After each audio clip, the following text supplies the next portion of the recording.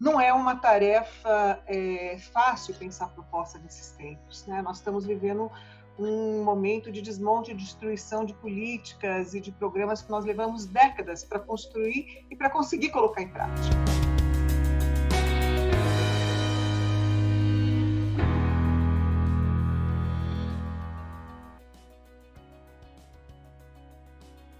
Né? No nível federal e no nível local. E estamos lidando com processos de reformas estruturais de cunho extremamente neoliberalizante. E aí, diante desse quadro, eu entendo que esse momento de eleição é uma oportunidade para a gente dialogar com a cidade e disputar narrativas e disputar espaços. E Santo André não é qualquer cidade. Como disse a Beth, a nossa candidata, aqui se inovou muito em termos de políticas públicas, tanto no campo do planejamento urbano como da habitação.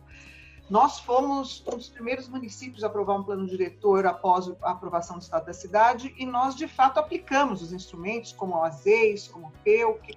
No campo da habitação, os programas de urbanização de favelas se tornaram referência nacional e foram reconhecidos internacionalmente. A gente urbanizou favela quando não tinha recurso federal para fazer isso, ainda nos anos 90. E no período Lula-Dilma, Santo André conseguiu ampliar muito a escala de intervenção nas favelas. Perdemos, é verdade, uma certa capacidade institucional, principalmente relacionada com a diminuição dos quadros de servidores municipais. Mas, mesmo assim, nós conseguimos captar muito recurso nesse período Lula-Dilma.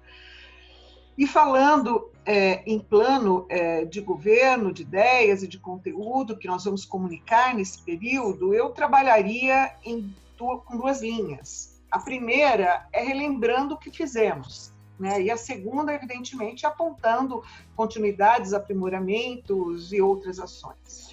Desde que o Ailton entrou em contato comigo para participar dessa atividade, eu fiquei pensando que Santo André é diferente, porque aqui a gente precisa relembrar o que o PT fez historicamente.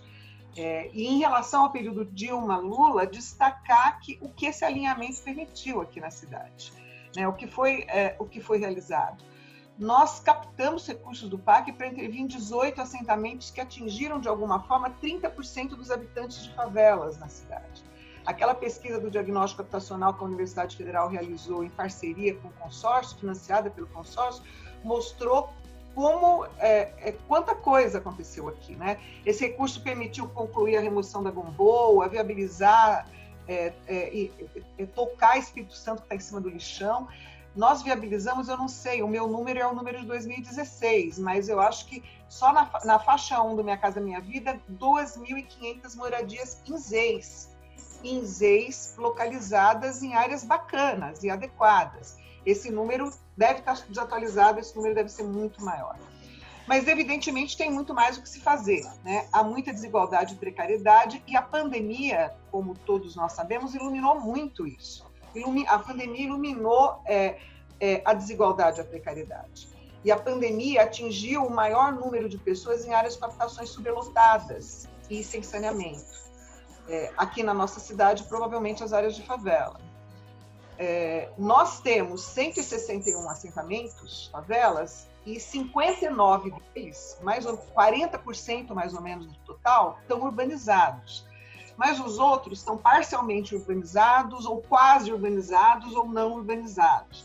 Então, a gente precisa concluir a urbanização do restante, levando saneamento, promovendo a recuperação e requalificação ambiental, viabilizando o desadensamento, né? O adensamento das favelas está muito alto, né? As favelas se adensaram muito. E, para isso, é inevitável, é necessário produzir moradias. Então, a necessidade de produção de novas moradias, ela deve se manter na agenda, na pauta. O isolamento não foi possível em muitas áreas da cidade, porque nós temos uma área muito reduzida, muito congestionada e muito insalubre. E, em relação ao saneamento, nós estamos sofrendo derrotas que dificultam ampliar o acesso ao saneamento.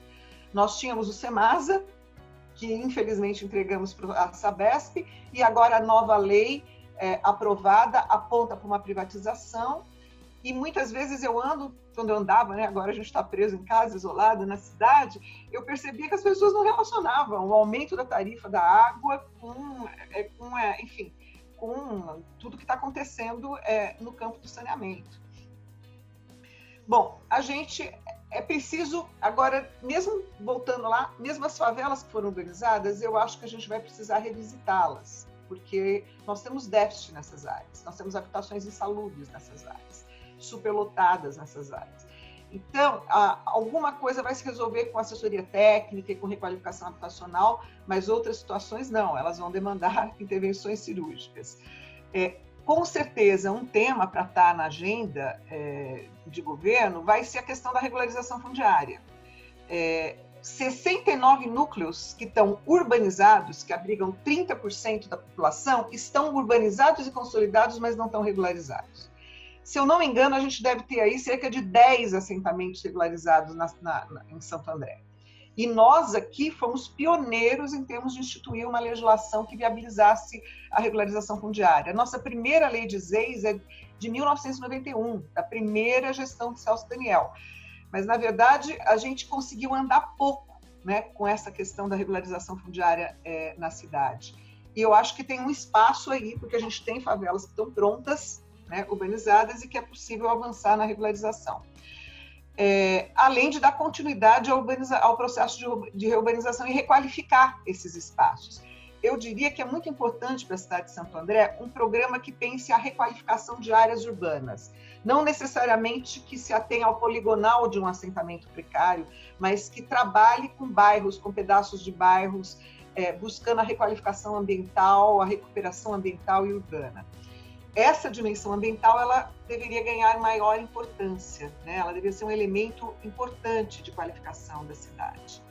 Claro que a gente vai, tudo isso que eu estou falando, não é novidade para vocês todos que estão participando aqui dessa conversa. Nós vamos ter que lidar com esse dilema de ter que lidar com esse dilema de ter uma maior necessidade, que foi inclusive iluminada pela pandemia, num quadro de menor ou nenhum apoio federal, como bem apontou a Beth.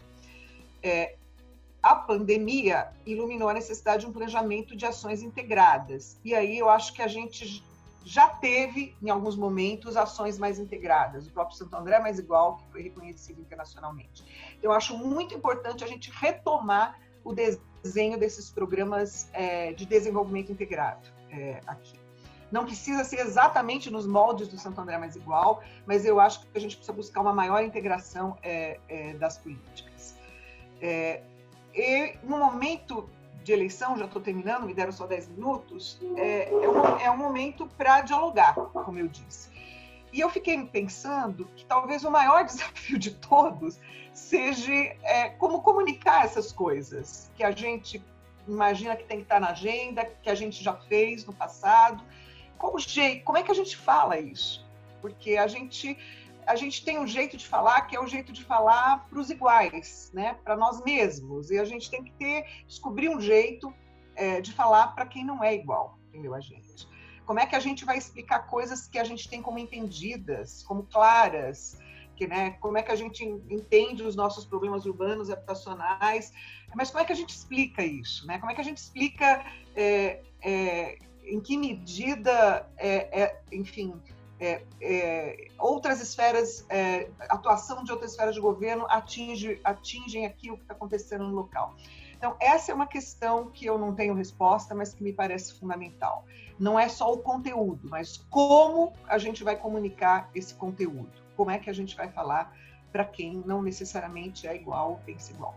Bom, eu estou com um grupo aqui de muita gente que manja muito da habitação, que trabalhou nesse período, inclusive recente, deve estar com informações mais atualizadas, mas eu fiquei pensando isso, que a gente precisa ter propostas, mas também relembrar o que fizemos, porque nesse sentido Santo André é especial, né? Santo André tem uma especificidade por conta de toda a inovação em termos de política que aconteceu aqui.